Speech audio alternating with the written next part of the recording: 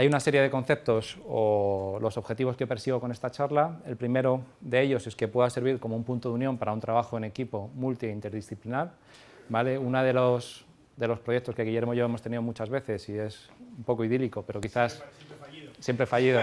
Nos hemos quedado siempre en la parte teórica y en ver pacientes de mala manera donde hemos podido. Pero nuestra idea es hacer una primera consulta conjunta donde tanto fisioterapeuta como médico, médico rehabilitador, pueda hacer un diagnóstico global del paciente en el cual, desde la perspectiva tanto médica como de fisioterapia, se pueda obtener, y junto con las herramientas de diagnóstico por imagen, se pueda obtener un diagnóstico lo más completo posible que nos acerque a la situación real de la patología de nuestros pacientes y pueda servir de punto de base para iniciar el tratamiento, ¿vale? Se ha quedado de momento ahí, no sé si algún día lo llegaremos a poder hacer, aparte de nuestros conocimientos un poco frikis y nuestras reuniones. Pero bueno, en eso estamos. Por otro lado, también otro de los objetivos que persigo con la charla es un poco establecer cuál es la forma, cuál es el razonamiento clínico que nosotros utilizamos a la hora de tratar un hombro, ¿vale? El diagnóstico clínico es importante, el diagnóstico primario es importante, pero como bien comentan tanto Guillermo como Santiago, el diagnóstico secundario, y sobre todo nos iréis hablar sobre movimiento global y movimiento accesorio, es bastante importante a la hora de evaluación de cada uno de nuestros pacientes para establecer cuál es la línea de trabajo que vamos a seguir con ese paciente y con las características individuales del paciente, que va a ser totalmente diferente de cada uno de ellos, ¿vale? Siempre vamos a hacer una primera evaluación a través de un movimiento global, un movimiento accesorio en cada una de las articulaciones donde pensamos que puede estar la patología, haremos un tratamiento y reevaluaremos de forma constante la evolución de nuestros pacientes. También otro de los objetivos que persigo con la charla es como establecer o crear una serie de puntos de reflexión sobre unos conceptos que han estado históricamente aceptados a nivel de patología de hombro, ¿vale? Hay una serie de conceptos que yo aprendí en la carrera, que durante muchos años he ido poniendo en marcha, y a medida que he ido estudiando más o he ido leyendo más a otros autores nacionales e internacionales sobre patología de hombro, he ido reflexionando y dándome cuenta de que ciertas verdades que yo tenía asumidas como absolutas no lo son tanto. Entonces, bueno, pues también como un punto de reflexión y de compartir esas inquietudes con vosotros. Y por último voy a establecer un ejemplo de valoración de fisioterapia, que es un ejemplo. Dentro de la fisioterapia pasará como en la medicina, no nos ponemos de acuerdo ni nosotros mismos. Cada fisioterapeuta utiliza diferentes tipos de herramientas, pero sí que es cierto que los diferentes tipos de valoración que vais a ver a lo largo del curso tienen una base muy similar, ¿vale? Siempre vamos a partir de un movimiento más global para ir trabajando en movimientos más accesorios, para ir viendo dónde puede estar el problema de nuestros pacientes y poder así pautar un tratamiento para ello, ¿vale? Bueno, ya que hemos ido pronto en las otras charlas, yo me voy a extender un poco más, porque voy tranquilo.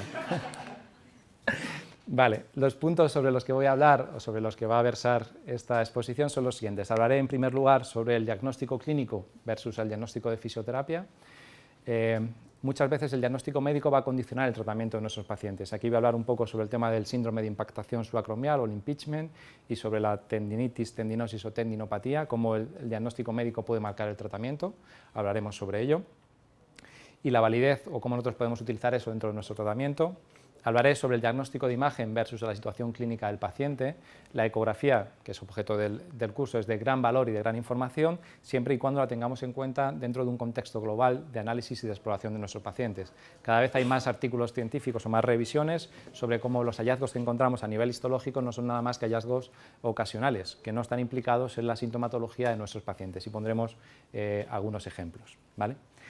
Hablaré un poco sobre los problemas de los test ortopédicos, sobre la sensibilidad y la especificidad de los mismos, en este caso sobre todo en el tema del manguito de los rotadores, como debido a la estructura anatómica y a la conexión a través de ligamentos, tejido conectivo, fascia, es muy difícil discriminar cuando hacemos un test si la patología es de uno u otro tendón, sino que más que lo que estamos haciendo es reproducir los síntomas que el paciente presenta.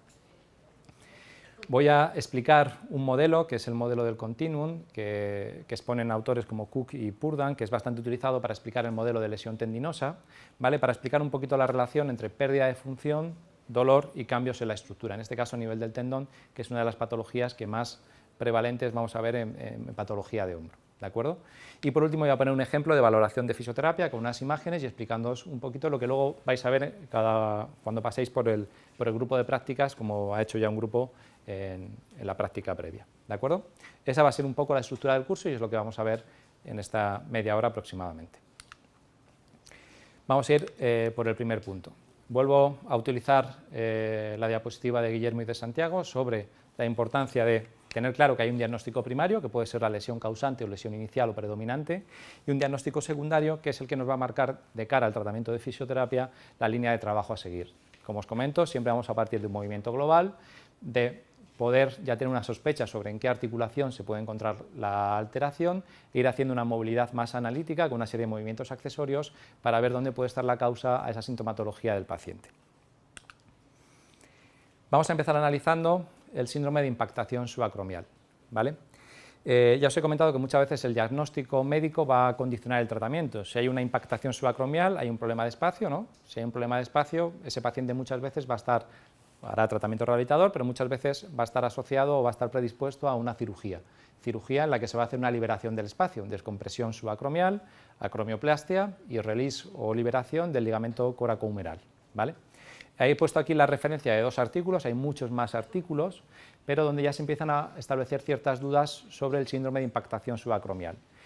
Lo que vamos a ver ahora son como los highlights o como la parte más importante de esos artículos científicos, ¿vale? La hipótesis sobre el contacto de los tendones del manguito con el acromio y el ligamento coracoacromial cada vez se encuentra más cuestionada. ¿Y por qué? La parte más afectada del tendón en esta patología no es normalmente la que se encuentra en contacto ni con el acromio ni con el ligamento coracohumeral, es justo la que se encuentra en contacto con la superficie articular, es decir, es la parte más profunda, no la que se encuentra en contacto directo con esas otras estructuras.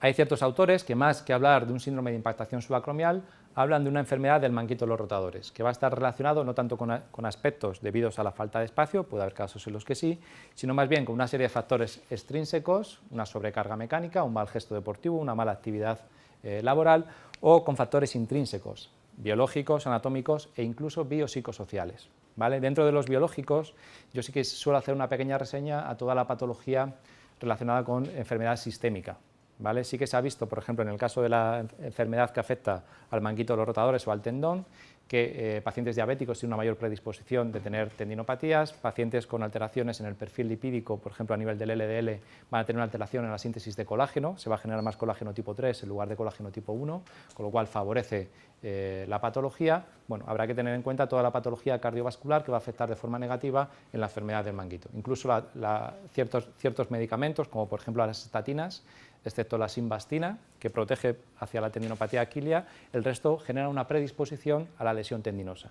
También pasa lo mismo con las fluoroquinolonas, ¿vale? O sea, hay que tener en cuenta ese tipo de medicamentos que toman nuestros pacientes. El término impeachment no refleja el conocimiento actual e implica una serie de factores adversos en relación al tratamiento del paciente. Si el paciente tiene un impeachment, muchas veces, como os he comentado, está determinado a que le hagan una liberación subacromial, una descompresión, eliminación de la bursa, etc. Incluso a veces una tenotomía en la porción larga del bíceps, que todos sabemos pues, cómo luego van evolucionando esos pacientes, no siempre evolucionan de una forma positiva. La radiografía como método diagnóstico para determinar la morfología del acromio no muestra un alto grado intra e interobservador, es decir, va a depender de quién le haga y cómo la haga. A veces puede dar información sobre la morfología o la sombra del acromio y a veces estar confundiendo nuestro diagnóstico, ¿vale? Pasa lo mismo con la ecografía, hay que saber hacer muy bien una ecografía, hay que tener mucha experiencia clínica a la hora de realizar la ecografía, porque un mal apoyo de la sonda, una falta de presión o no colocarla en la dirección correcta te puede hacer pensar, como comentaba Santiago, que hay una rotura del tendón del supra y es una anisotropía que existe siempre por la posición o la colocación de la sonda, ¿de acuerdo? Ha habido una revisión de estudios en pacientes con rotura parcial del manguito de los rotadores, divididos en 2 grupos de forma aleatoria, a los que se les ha realizado una sutura, a unos se les hacía acromioplastia y a otros no. Y se vio que la tasa de re-rotura del tendón no estaba asociada, no había diferencias significativas entre grupos y que además no estaba asociada, en el caso de que se rompiera, a la morfología del acromio. Así que no parecía que la acromioplastia tuviera ningún tipo de beneficio en esa sutura. Además, hay otra serie de estudios donde se ha realizado la sutura del tendón con acromioplastia o sin acromioplastia con release del ligamento coracohumeral y tampoco se ha visto ningún cambio entre unos y otros grupos. Así que si el cuerpo, esto ya es una cosa personal, ¿no? Pero si el cuerpo ha creado una serie de estructuras que están ahí, pues si tienen su función mejor dejarlas si no hay ningún cambio por cortarlas o no cortarlas. Otro estudio cuestiona el efecto de la acromioplastia en la progresión de la degeneración del manguito. Cogieron pacientes a los cuales se le había realizado una acromioplastia con una patología del manguito de los rotadores y les hicieron un seguimiento de 9 años. Si el problema era un problema de espacio, y yo he solucionado ese problema de espacio porque he hecho una acromioplastia, lo normal es que esa degeneración no continuara. ¿no? Pues lo contrario, lo que encontraron es que la enfermedad del manguito seguía evolucionando de forma progresiva, independientemente de que hubieran aumentado el espacio a nivel subacromial. ¿Qué quiero decir con todo esto? Son simplemente una serie de puntos para decir pues, que a lo mejor el problema primario de ese paciente no es un problema del espacio, ¿vale? Hay que hacer otro tipo de tratamiento o buscar cuál es la causa real que genera la sintomatología.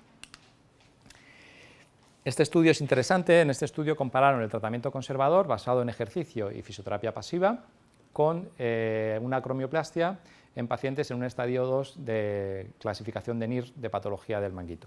¿Qué es lo que encontraron en ese seguimiento a 5 años? Que no había una diferencia significativa ni un beneficio a largo plazo en relación de los pacientes a los cuales se le había intervenido en aquellos en los que se había hecho solo ejercicio y fisioterapia.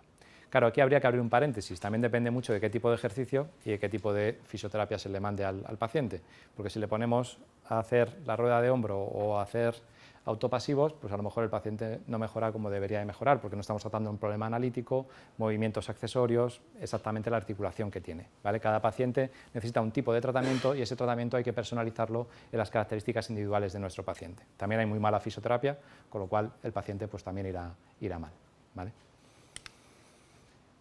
Otra entidad clínica que suele dar mucho, o que suele condicionar también a otro ejemplo de cómo el diagnóstico clínico puede condicionar el tratamiento de nuestros pacientes es el problema relacionado con el tendón, ¿vale? La tendinitis, la tendinosis o la tendinopatía. El término tendinitis, utilizado habitualmente para describir cualquier patología que afecta al tendón, ya nos va a indicar esa terminación en itis, que hay un problema inflamatorio. Como hay un problema inflamatorio, el principal objeto de tratamiento va a ser antiinflamatorio y reposo, ¿no? Bueno, pues para el tendón se ha visto que la falta de carga es negativa histológicamente porque produce cambios a nivel de la estructura tendinosa y cambios que van a favor de la lesión, no a favor de la recuperación. Con lo cual, un paciente que tiene una tendinopatía puede ser que venga en una fase reactiva, que luego hablaré y explicaré lo que significa, con mucho dolor, donde lo que haya que hacer es una modulación de la carga, pero no mandarle reposo absoluto. Ya el reposo absoluto ya no se manda ni para una lumbalgia, o por lo menos no se debería de mandar, y se ha visto que el tendón necesita carga para mejorar, una carga modulada en función de la evolución, de la fase evolutiva en la que se encuentra ese paciente, pero siempre va a necesitar una carga. Y un efecto antiinflamatorio, realmente se ha visto que a nivel histológico dentro del tendón la inflamación no cursa como un factor predisponente o no es el principal factor per se que causa la lesión. Sí que es cierto que en los últimos estudios del año 2014-2015 se ha visto que hay un contenido inflamatorio, sobre todo a nivel de citoquinas proinflamatorias. No se sabe exactamente cuál es el papel real o cómo influyen de forma determinante en la fisiopatología del tendón, pero sí que se ha visto que están involucrados en ese proceso. Por eso se ha pasado de un concepto, ya en el año 2002 hubo un artículo en el British Medical Journal donde decía que era momento de abandonar el mito de la tendinitis, ¿vale? Había que pasar a otro concepto más global, que era el de la tendinosis, pero ya en los últimos años se ha ido a uno más global todavía, que es el de la tendinopatía. ¿Por qué? Porque un mismo paciente con un estado puede tener diferentes estados evolutivos dentro del tendón y en función de la fase en la que se encuentre necesitar un objetivo de tratamiento u otro. Hablaré luego un poco sobre cuál es el modelo y cómo aplicarlo. ¿De acuerdo? Siguiendo un poco esa línea de diagnóstico primario y diagnóstico secundario que explican tanto Guillermo como Santiago, yo suelo utilizar este diagrama, o pongo este ejemplo como un diagrama de flujos de una autora que es Kuls, ¿vale? Que es bastante interesante. Dentro de un mismo diagnóstico clínico, como puede ser el impeachment o síntomas debidos al impeachment, lo que intenta ir buscando es si la patología, en este caso la enfermedad del manguito de los rotadores, es una causa primaria o es una causa secundaria. Esto lo vais a entender muy fácilmente. Una de las principales funciones del manguito, como han comentado Santiago, en el movimiento de flexión, es mantener la estabilidad, ¿no?, a nivel de la articulación glenumeral para que haya ese rodamiento y ese deslizamiento inferior durante todo el movimiento. Imaginaros un paciente que tiene una inestabilidad glenumeral, que hay mucha laxitud. ¿El manguito sufrirá o no sufrirá? El manguito va a estar dañado, ¿no? Pero el problema primario es el manguito o es la laxitud glenumeral. ¿Qué trataremos? La laxitud glenumeral o el manguito en ejercicios de estabilización, que no deben de ser, bueno, en un determinado tipo de ejercicio de estabilización, pero el principal problema no será hacer una técnica dirigida al manguito de los rotadores como tal. Habrá que trabajar esa inestabilidad o esa laxitud glenumeral y el manguito mejorará en su sintomatología y sobre todo no continuará agravándose esos cambios a nivel histológico, ¿vale? Eso mismo pasa con la inestabilidad, habría que ver la implicación a nivel que no fuera un problema de una lesión en SLAP, más de la porción larga del bíceps. El GIRT es un déficit de rotación interna glenumeral, ¿vale? Hay pacientes que pueden tener un déficit Antes en el grupo de las prácticas he comentado que a veces hay determinados pacientes en los que habrá que hacer una evaluación global del movimiento. Imaginaros un deportista profesional que es lanzador de béisbol, bueno, aquí el béisbol no, pero un waterpolo o voleibol, va a tener una rotación externa fisiológica mayor que la rotación interna, ¿vale? Ese caso sería normal, pero depende de las características individuales de nuestros pacientes. Siempre haríamos una serie de test para ver si el problema realmente es un problema, en este caso del manguito, o es un problema de la escápula. Veremos un par de test a nivel de la escápula, en la parte práctica, que lo explicará Javier, de una forma bastante detallada y bastante sencilla. Hay que ver, ahora, como está de moda la disquinesia escapulohumeral, todos los pacientes hacen ejercicios de Kipling, todos hacer ejercicios de estabilización escapular, ¿vale? Ya hay estudios, igual que para otras patologías, que no es nada más que un hallazgo ocasional, o incluso esa disquinesia se produce en el lado contralateral, asintomático, ¿vale? Con lo cual siempre hay que ver si el hallazgo que encontramos está relacionado con la sintomatología del paciente o no es nada más que un hallazgo ocasional, que puede ocurrir en muchos casos. Eso va a determinar hacia qué tipo de técnicas vamos a realizar en nuestro tratamiento.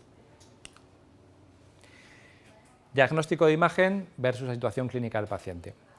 Hay que tener en cuenta la importancia de las pruebas de imagen, sobre todo, como bien ha comentado Guillermo, también no olvidarse la radiografía simple, el ir de menos a más, de la importancia de la ecografía y cómo introducir la ecografía dentro de nuestros tratamientos, pero no tratar solo la imagen. Yo creo que eso es algo que todos ya tenemos bastante claro, ¿vale?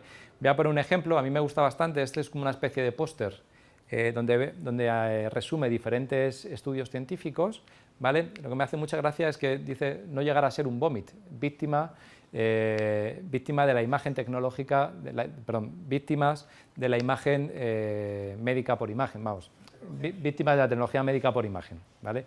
Muchas veces hay pacientes que el diagnóstico por imagen puede llegar a determinar su situación clínica, ¿vale? Hay estudios en los cuales a un paciente le dices que tiene una afectación del manguito con un cambio a nivel histológico o con una calcificación, o por ejemplo pacientes, es más, tengo una hernia y el paciente ya no se mueve, ya no hace ejercicio, ya no hace ningún tipo de movilización, cuando hay muchos pacientes que vemos que con hernias discales están totalmente asintomáticos y hacen todo tipo de actividad deportiva, ¿vale? Muchas veces hay que tener cuidado porque el diagnóstico por imagen puede determinar la situación clínica del paciente. Yo me he resumido en estudios centrados a nivel del hombro. En este caso se hizo una serie por estudios por resonancia magnética en pacientes que no tenían dolor de hombro, estaban asintomáticos, ¿vale? El 20% de ellos tenían rotura parcial del manguito de los rotadores, el 15% tenían rotura completa del manguito de los rotadores y en aquellos que tenían más de 60 años alcanzaba hasta el 50% el número de pacientes que tenían rotura completa del manguito de los rotadores. A nivel de las roturas, va a depender mucho de la localización donde se encuentra la rotura. La inserción del manguito de los rotadores a nivel del húmero no es una inserción directa, hay una estructura previa a la huella, de lo que ha hablado Santiago previamente, que es el cable de los rotadores, ¿vale? El cable de los rotadores, yo siempre pongo la analogía, es como si fuera la base de un puente y la huella son los tirantes. En un puente, si se rompen los tirantes, la base sigue intacta y ese paciente puede seguir tener un miembro superior que sea funcional. Sin embargo, si nosotros rompemos el puente, rompemos la base del puente, ese paciente perderá funcionalidad, tendrá dolor, ¿vale? Dependiendo mucho de donde se encuentre la rotura, ese paciente es la explicación de por qué un paciente con una rotura parcial puede estar totalmente asintomático. Hay otras estructuras que van a encargarse de dar cohesión a la inserción de ese manguito en el húmero, ¿vale? Siempre me dicen, bueno, pero es que a lo mejor esos pacientes no tienen actividades muy complicadas y bueno, tienen un rango limitado. Hay un estudio de jugadores profesionales, lanzadores de béisbol, ¿vale? Que yo creo que el movimiento es bastante lesivo para el manguito. El 40% de ellos mostraban una rotura parcial del manguito de los rotadores, no habían tenido dolor durante la práctica deportiva ni 5 años después, ¿vale? La conclusión de esto es que los pacientes no entren en pánico si encuentran cambios en su ecografía o en la resonancia magnética, porque en determinadas ocasiones no tienen nada que ver con los síntomas del paciente. Sí que hay una cosa que es importante y que luego veremos que sale de ese modelo que intenta explicar el modelo de la tendinopatía a nivel de cambios en la estructura, el dolor y la función. Siempre que hay un cambio en la imagen, en la estructura histológica, puede haber o puede no haber dolor, pero va a querer implicar que hay alguna alteración en la función, es decir, que a lo mejor ese deportista, ese lanzamiento no lo está haciendo de la mejor forma correcta, o si es un trabajador que está haciendo un movimiento laboral no de una forma correcta, con lo cual siempre podremos hacer un tratamiento, pero no enfocado al dolor, sino a mejorar o hacer que ese movimiento deportivo se haga de la mejor forma posible o con el mejor control motor, ¿vale? Nos puede guiar un poco en el tratamiento. de este otro estudio, que es del año 2016, también se marcan otros estudios o revisiones que marcan un poco esta línea de la que estamos hablando. Utilizando la ecografía se reportaron anormalidades o alteraciones en esa prueba ecográfica, donde se vio un engrosamiento a nivel de la bursa.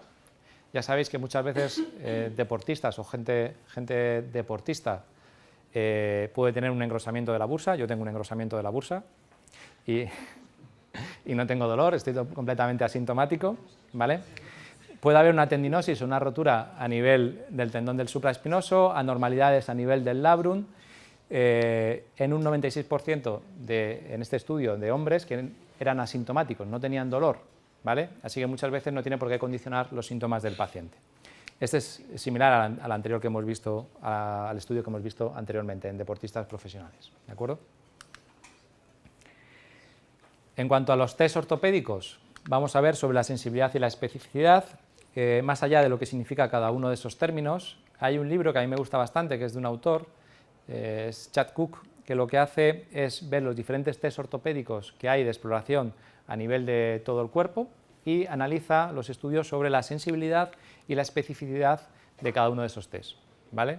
Cuáles no tienen una alta sensibilidad, tienen una baja especificidad. Sabéis que más o menos tiene que ser mayor de un 80% para que sea un test que se considere con una cierta calidad a nivel de diagnóstico clínico, ¿vale? Es un libro que está bastante bien para consultar y poder ver pues esos aspectos de cada uno de los test ortopédicos. ¿Cuál es uno de los principales problemas de los test ortopédicos a nivel del hombro? Mirad, aquí en esta imagen, aunque ya lo hemos visto a lo largo de la mañana, he intentado representar un esquema del hombro, más o menos. Voy a centrarme en lo que sería el intervalo de los rotadores. Aquí tenemos, esto en azul, es la porción larga del bíceps, ¿vale? Es como la parte central del intervalo de los rotadores. Luego lo podemos dividir en un intervalo de los rotadores medial, que a nivel medial, como bien ha comentado Santiago y Guillermo, siempre vamos a encontrar el tendón del subescapular, ¿vale? Algunas fibras de ese tendón van a formar parte de este ligamento, que es el ligamento glenohumeral superior, ¿de acuerdo? A nivel lateral, con respecto a la porción larga del bíceps, vamos a encontrar el tendón del supraespinoso, más abajo el tendón del infra. Aquí tenemos la coracoides y un ligamento que es bastante importante, que es el ligamento coracohumeral. El ligamento coracohumeral da adhesión a todo este intervalo de los rotadores. Va a formar parte o va a rodear, ahora lo veremos en otra imagen, a la porción larga del bíceps, va a rodear al tendón del subescapular y va a rodear no solo al supraespinoso, sino también al infraespinoso. Es decir, si lo vemos en una disección, hay una continuidad anatómica y no hay una división entre esos diferentes tendones. Entonces, cuando nosotros hacemos un test específico para el tendón del supra, evaluar solo el supra pues es un poco complicado, porque vas a provocar una irritación de las diferentes estructuras. Es decir, hay una continuidad anatómica y por eso los test ortopédicos por sí solos no nos dan mucha información. Son test que son capaces de reproducir los síntomas, pero no discriminar dónde se encuentra la lesión. Mirad, aquí tenemos una imagen de ese ligamento coracohumeral, cómo va a envolver la porción larga del bíceps, el tendón del subescapular, tendón del supraespinoso y del infraespinoso. Y aquí una disección anatómica donde no hay una diferencia real en la inserción de todas esas inserciones tendinosas, valga la redundancia. Este estudio es bastante interesante. Ya hemos dicho anteriormente que uno de los test ortopédicos para el problema del tendón del supra es el ENTICAN o el FULCAM. Supuestamente la diferencia entre el ENTICAN y el FULCAM es que uno de ellos inhibe el deltoides, ¿vale?, para intentar ser más específicos sobre el supraespinoso. ¿Cuál es el problema? Que electromiográficamente, ¿qué es lo que vieron? Sí, el supraespinoso se contrae, pero no mucho más que el infraespinoso, trapecio superior, trapecio fibras medias e incluso se contrae más el trapecio fibras inferiores. Con lo cual, ¿qué estamos evaluando realmente ahí? ¿Supraespinoso o todo ese tipo de musculatura que forma parte por esa unión y por lo complicado que se establece una división a ese nivel, ¿vale? Ante toda esta dificultad de utilizar test ortopédicos para poder establecer un poco o aclarar cuál es el diagnóstico, hay diferentes modelos de evaluación, como autores como Jeremy Lewis, que han puesto en marcha ya desde el año 2009. Este artículo es del año 2009, ¿vale? ¿Qué es lo que propone este autor? ¿Qué es lo que vamos a ver luego, además, en las diferentes prácticas, o ya hemos visto con algún grupo en la práctica? Es solicitarle al paciente un movimiento de la actividad de la vida diaria, ya sea el movimiento de flexión o el movimiento de ABD, siempre en el plano de captación, como contaba Santiago, ver si aparece dolor e ir introduciendo pequeños cambios, pequeñas modificaciones, pequeños movimientos accesorios y ver si se produce una modificación en cuanto a la sintomatología, ya sea del dolor o del recorrido articular. Y eso nos va a ir indicando por dónde tenemos que guiar nuestro tratamiento. ¿vale? Entonces se le pide, por ejemplo, al paciente que haga el movimiento de flexión, introducimos una serie de cambios o luego analizamos la movilización pasiva de diferentes estructuras en función de los grados donde aparece el dolor, que eso lo veremos en la parte práctica. Por ejemplo, a nivel de la glenohumeral, en el movimiento antero-posterior, posterior-anterior o de descenso, el paciente aumenta el movimiento o le disminuye el dolor. Eso nos podría indicar que tendríamos que examinar la articulación glenohumeral porque introduciendo pequeños movimientos accesorios disminuye la sintomatología del paciente. Si a nivel de la glenohumeral no tenemos ningún problema, ¿qué siguiente articulación tendremos que ver? A nivel de la escapulotorácica, ¿vale? Ahí aplicaremos dos test, que son el test de asistencia del movimiento, que lo veremos luego en la práctica, o el test de fijación de la escápula, y veremos si se modifican los síntomas, si disminuye el dolor o aumenta la movilidad. Si pasa una de esas cosas, pues nos querrá indicar que el problema será un problema más escapular, ¿vale? También podemos ver la movilización pasiva. A ese paciente le mandaremos ejercicios, ahí sí, ejercicios de reeducación de la activación de Kibble o bueno, para un trabajo más a nivel escapular. También tendríamos que ver o introducir cambios a nivel de la acromioclavicular y la esternocostoclavicular, pero bueno, esa es importante, pero bueno, de menor importancia. Y por último, la influencia sobre todo del raquis dorsal y el raquis cervical.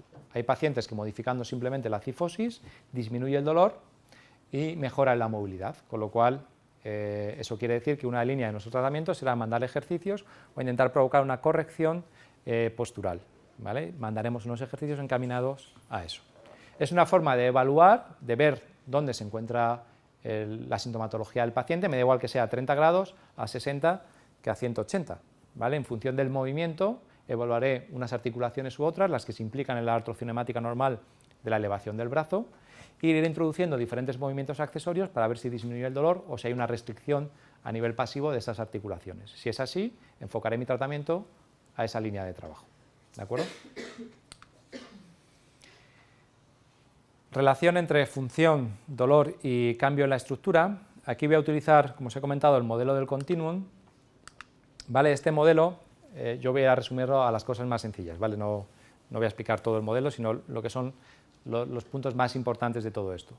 Es un modelo de explicación de la lesión tendinosa donde establece diferentes etapas más un poco a nivel didáctico, ¿vale? Porque no hay división entre ellas. Hay una primera fase, el tendón normal se podría encontrar una fase reactiva. Una fase reactiva es una fase caracterizada principalmente por el dolor y la impotencia funcional, ¿vale? Una fase reactiva se puede encontrar en un paciente que no tiene una lesión aguda, es decir, por ejemplo, un paciente que se ha ido a hacer el Camino de Santiago y el lunes llega a vuestra consulta y no puede apoyar el pie, sin ningún tipo de evento, sin ningún tipo de cambio, sin dolor previo en esa historia clínica. Ese paciente viene en una fase reactiva, habrá que modular la carga con reposo relativo, ¿vale? Y un tratamiento dirigido al dolor. Ahí ya hay un abanico grande. ¿De acuerdo? Pero también el mismo ejemplo puede ocurrir de un paciente que llevamos viendo en consulta durante un año porque tiene una patología de afectación del tendón, puede ser más o menos degenerativa, que eso establece en diferentes fases en el modelo del continuum, depende del grado de cambios a nivel histológico en el tejido, y que se haya ido a hacer el Camino de Santiago y el lunes venga que no puede apoyar el pie. Ese paciente tendrá una tendinopatía degenerativa en una fase reactiva. ¿Por qué? Porque ha habido una sobrecarga mecánica. Volvemos a lo mismo, a ese paciente habrá que modularle la carga y disminuir el dolor, y luego hacer otro trabajo específico para su tendinopatía o su degeneración de base, ¿vale? Eso son las diferentes fases y lo que intenta explicar este modelo del continuum. Lo más importante, o otros aspectos importantes que tiene, aparte de establecer el objetivo de tratamiento, es que si encontramos un paciente con cambios en la estructura, pero que no tiene dolor, o un paciente con cambios en la estructura puede o no tener dolor, va a implicar, como os he comentado antes, que hay una alteración en la función o en el control motor. Con lo cual a ese paciente, aunque no le aplique ningún tipo de tratamiento dirigido al dolor, sí que tendré que ver qué gesto deportivo o qué actividad de la vida laboral está haciendo de una forma errónea o si hay una alteración en el control motor y reeducar o trabajar a ese nivel. Otro punto que es importante de este modelo, si tenemos un paciente que le hacemos toda la batería de exploración, de anamnesis, diferentes test que hayamos utilizado, pruebas de imagen, y ese paciente no tiene ningún cambio a nivel histológico en la ecografía, en la radiografía ni en la resonancia, lo que nos indica es que a lo mejor lo que estamos haciendo es un mal diagnóstico diferencial y ese paciente lo que tiene es otro problema, realmente no es un problema del tendón, que también podría ocurrir, ¿vale? Hay un fenómeno que está asociado mucho a la patología del tendón, que son los procesos de sensibilización central y periférica con afectación a nivel del sistema nervioso central, con fenómenos como puede ser la hiperalgesia y la alodinia, que cada vez están más detrás de patologías, sobre todo de una larga evolución, y que también tendríamos que hacer un diagnóstico diferencial como posible causa de los síntomas de nuestros pacientes, ¿vale? Es un poco la idea. Lo que intenta este modelo es establecer en qué fases evolutivas se encuentra nuestro paciente y en función de la fase evolutiva establecerte cuál es el objetivo de tratamiento que debes perseguir. Este es un estudio para lo que os comentaba de que puede haber una alteración en el control motor o en la función. Mirad, aquí en este estudio lo que hicieron es un análisis electromiográfico de diferentes músculos en pacientes que tenían una alteración o un dolor por una impactación subacromial o un problema de hombro y en sujetos control. ¿Qué es lo que vieron? En sujetos control, durante los primeros grados o las primeras fases del movimiento de flexión, vieron que la activación del manguito era mucho mayor en los pacientes sanos de lo que se producía en los pacientes con patología. Y sin embargo, el deltoides medio se contraía mucho menos de lo que se contraía el deltoides medio en un paciente con patología. Es decir, hay una alteración de la función y del control motor en ese movimiento, ¿vale? Con lo cual siempre habrá que hacer un tratamiento dirigido hacia ese aspecto, ¿vale? Si veis luego, sin embargo, a partir de 90 a 120 grados, los datos se invierten, es decir, lo normal es que el manguito se contrae mucho más, es decir, tiene que hacer mucho más trabajo para poder estabilizar del que debería hacer en un paciente sano, con lo cual hay algún problema de control motor, o bien es un paciente que tira demasiado de trapecio, fibras superiores, que suele ser también uno de los problemas, o que hace un movimiento compensatorio con exceso de tracción de los abajadores. Habría que ver un poco dónde está el problema, pero siempre va a haber una alteración de la función y del control motor. Voy a poner un ejemplo ahora de valoración de fisioterapia, ¿vale? Luego lo vamos a ver más detallado en la parte práctica. Mañana en la charla de Josu vais a ver también otro ejemplo de valoración, que se verá también en la práctica junto con la exploración de los puntos gatillo. Y bueno, al final son diferentes formas de ver o de analizar o de explorarlo, pero con un mismo objetivo: movimiento global, movimientos accesorios de forma pasiva y establecer el objetivo de tratamiento.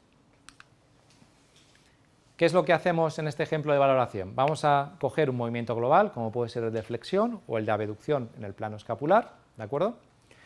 Vamos a evaluar en primer lugar un componente mecánico o articular, que no sea un problema a nivel de la glenohumeral, ¿vale? Que no sea un problema a nivel de la escapulotorácica, ¿vale? Que no sea un problema a nivel de la acromioclavicular o que no sea un problema a nivel del raquis dorsal o raquis cervical. Luego tendremos que evaluar un componente de alteración de partes blandas, que se verá principalmente mañana con tema de asincronismo, bueno, sobre todo con problema de trigger point area o puntos gatillo, ¿vale? Que no haya alteración entre cadenas musculares. Lo explicaba antes en la parte práctica en el grupo. Un paciente que ya viene con una postura de cifosis, a nivel del tórax y del miembro superior, son mucho más potentes la musculatura que hace una aducción y una rotación interna que la musculatura que hace una abducción y una rotación externa. Normalmente los músculos más afectados en miembro superior, hombro y cuello, van a ser musculatura epicondilia, ¿vale? Supra infraespinoso y musculatura suboccipital. ¿Por qué? Porque son mucho más potentes los antagonistas.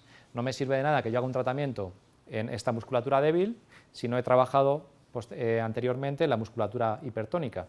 Tendremos que buscar un equilibrio entre agonista y antagonista para que el movimiento se pueda hacer de una forma correcta. Y por último hablaremos de un componente neural, que ahí no pasaré tanto por el tema de las radiculopatías, porque eso lo valoráis mucho mejor que nosotros, sino hablaré un poco de los test de tensión neurodinámicos que utilizamos para poner tensión a nivel del sistema neural e intentar evocar los síntomas y que pueden estar detrás de la sintomatología de nuestro paciente. Pondré un vídeo luego para que lo veáis, que es más sencillito. Mirad, esto está sacado del artículo de Lewis, del 2009. Lo que parte es de pedirle un movimiento al paciente, en este caso era el movimiento de flexión, con unas cinchas, en este caso con unas cinchas de neopreno. Se puede utilizar algo más de Theraban, ¿vale? Yo en el hospital uso el Theraban, eso ya depende de lo que tengáis, más accesorio cada uno, pero yo creo que es una forma fácil de evaluar. ¿Qué es lo que está haciendo aquí el autor? Está produciendo un empuje anteroposterior de la cabeza humeral, ¿vale? Aquí está haciendo un empuje anteroposterior, pero también un poquito en dirección caudal. Acordaros que el paciente en esa artrocinemática normal tiene que hacer un rodamiento y un deslizamiento hacia abajo de la cabeza humeral, y le pide al paciente que haga el movimiento, ¿vale? Primero lo corrige en empuje posterior y le vuelve a pedir la flexión. Si disminuye los síntomas o aumenta el recorrido articular, ¿qué quiere decir? Que habrá algún problema a nivel de desarticulación glenohumeral, que el paciente necesita ese empuje posterior o que no se está realizando de una forma correcta por parte del paciente.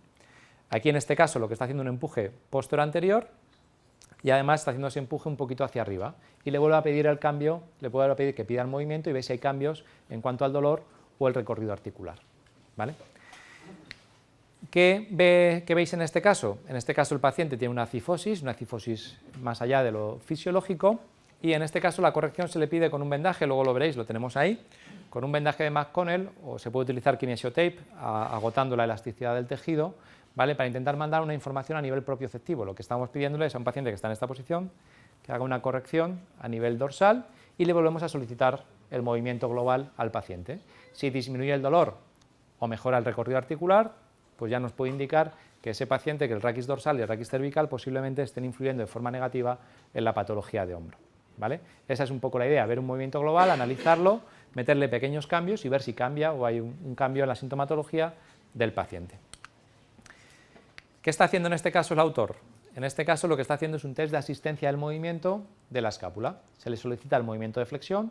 Acordaros que a partir de determinados grados, 30-60 grados, empieza la escápula a entrar en juego con los movimientos que ha comentado Santiago. Tenéis que valorar si no hay un SIC o una alteración en cuanto a la inclinación posterior, rotación externa, ¿vale? O rotación superior. Y lo que hace es ayudar ligeramente en el movimiento. Si disminuyen los síntomas, pues quiere decir que la escápula está implicado en ello, ¿vale?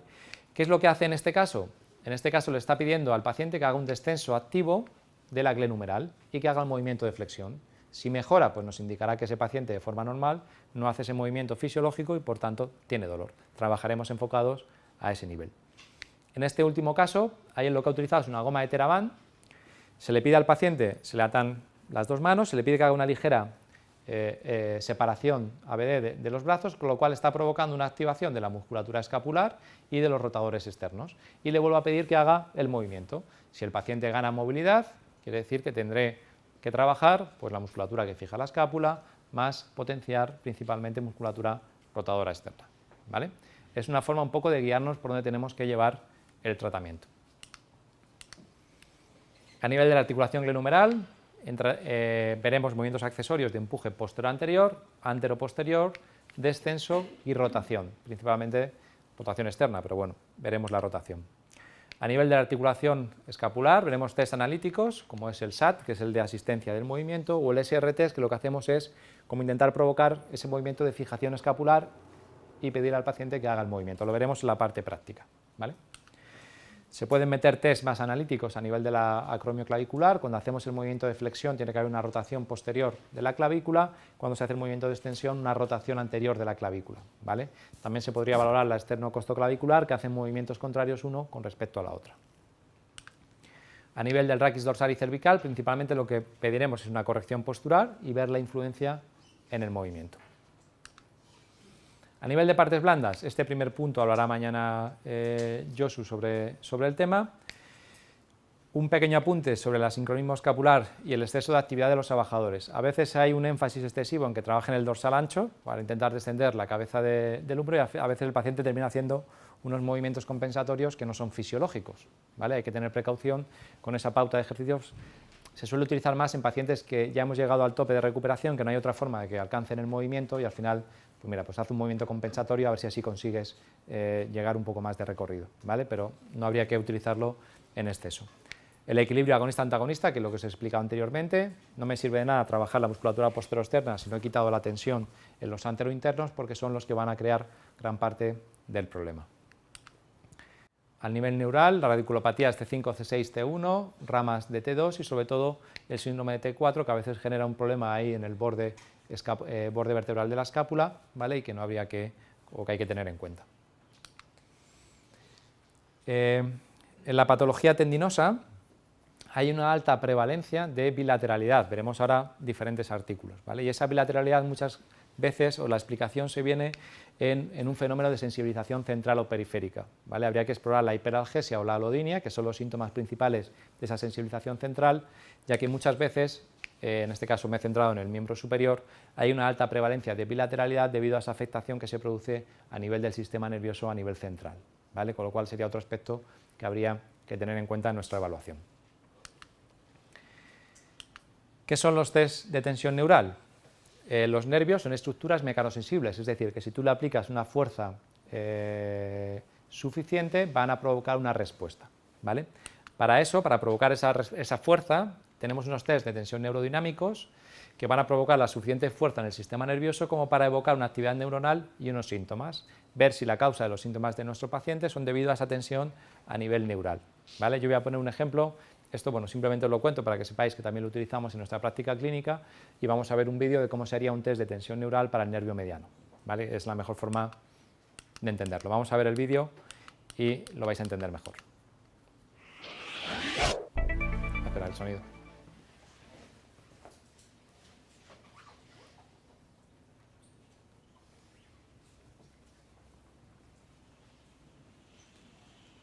This is the upper limb brachioplexus provocation test biasing the median nerve. With this test, we're going to progressively load the median nerve with a series of movements. Ahora luego hago una After pequeña each resumen de movement, lo we're que going to dice, ask the ¿vale? patient if they have any symptoms, and the therapist is going to assess to see if we feel any tightness. If there's any symptoms, the test is stopped, and we reassess each position. Patient supine, do you have any symptoms? Le va The first preguntando en diferentes position is posiciones si tiene shoulder síntomas. depression. You can do this with your forearm just resting on the table. The symptoms here. Arm abducted to 90 degrees. Any symptoms? Arm externally rotated. Any symptoms? Next, the therapist will grasp the patient's hand, and the therapist's index finger will go on the patient's thumb, and the therapist's fifth finger will work to extend the digits. The next motion, supination. Any symptoms here? Wrist extension. Any symptoms here? Good. And elbow extension. Va buscando restricciones del movimiento o reproducción de los síntomas del paciente. Good. The final move is side flexion of the neck. So bring your left ear to your Una vez left que encuentra shoulder. esos síntomas, le pide una diferenciación estructural, que es poner más tensión todavía a nivel neural y ver si aumentan esos síntomas, ¿vale? Eso sería un test positivo. Pudiera ser que el problema o la restricción en el movimiento fuera un problema más muscular que un problema neural. Entonces se hace esa diferenciación estructural. Vamos a poner el ejemplo para explicaros un poco cómo serían los pasos y ya con esto terminamos. Habéis visto que el terapeuta iba poniendo en diferentes situaciones, diferentes posiciones y le iba preguntando si le aparecían los síntomas. Síntomas que van a ser normalmente hormigueo, restricción de la movilidad, parestesias, dolor radicular, ¿vale?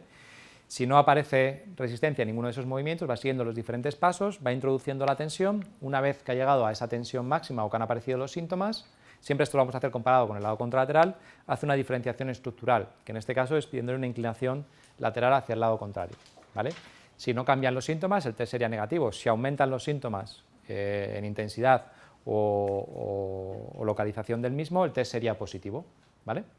Y esto lo que nos va a marcar luego es una pauta de trabajo con este tipo de diagnóstico, ¿vale? La primera fase se realiza el test, se determina si el test es positivo o no por la diferenciación estructural, si los signos o síntomas forman parte del proceso del paciente y bueno, esa sería la última fase, ¿vale? En la parte de abajo lo que veis es una imagen en el caso del miembro inferior, ¿de acuerdo? Entonces, bueno, todo esto sería un poco el resumen de cuáles serían los puntos más claves en la valoración desde el punto de vista de fisioterapia y ahora vamos a hacer la parte práctica, ¿no?